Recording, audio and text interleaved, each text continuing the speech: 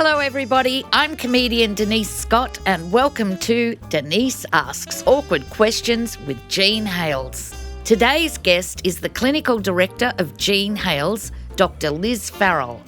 She has qualifications I can't even pronounce, but let's just say she is brilliant. And she has been a world leader in women's health for over 40 years. All right, it's time to get awkward. Kiara from Kalgoorlie in West Australia writes, I still get my period, so I know I'm not going through menopause, but I feel like I'm going crazy. My mood swings all over the place, and sometimes I want to break things. This can't be normal. Kiara, we don't know how old you are, but it sounds like you're going through the perimenopause, and that's that transition time before your periods stop, where your hormones go crazy and your moods are going up and down, and that's because your hormones are going up and down. And the hormones affect brain chemistry as well as whatever else is going on in our body. So it is normal, but you can get some help for it. So go and talk to your GP about having some help with your perimenopause symptoms. Has perimenopause always been a term in use, or is that a newish term?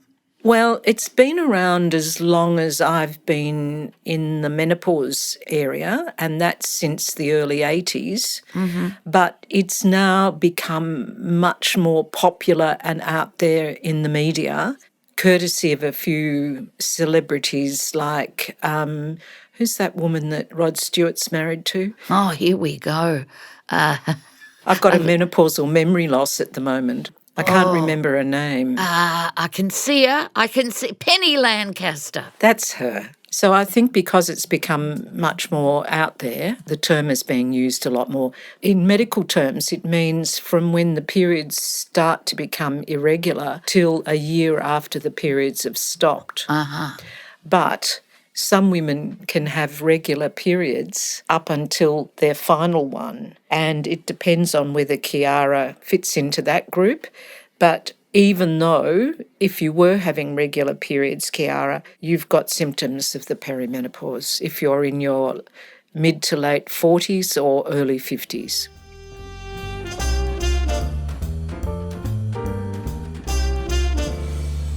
Grace from Devonport in Tasmania asks, I sprayed my vajayjay with some perfume before I went on a date and it stung like hell and caused a rash. What can I use to clean and freshen up down there? Well, Grace, I'd call it your vulva and not your JJ. Let's get real. The answer is that the vulval skin is like a baby's bottom. You need to treat it with great care and not spray it, not scrub it. And the important thing is not to use soap, not to use any feminine products. And it's best to wash your vulva with plain old water, or you can use a soap substitute. I'm sitting here gobsmacked. I didn't know about the soap.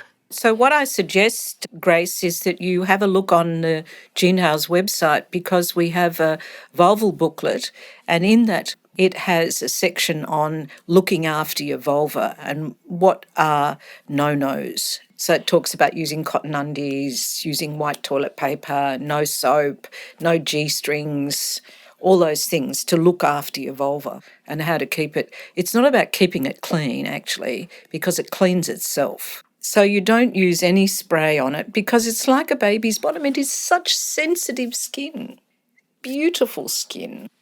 Treat it with care. All right, that's it for today. If I'm not here and you have more questions, go to jeanhales.org.au. Bye, everybody.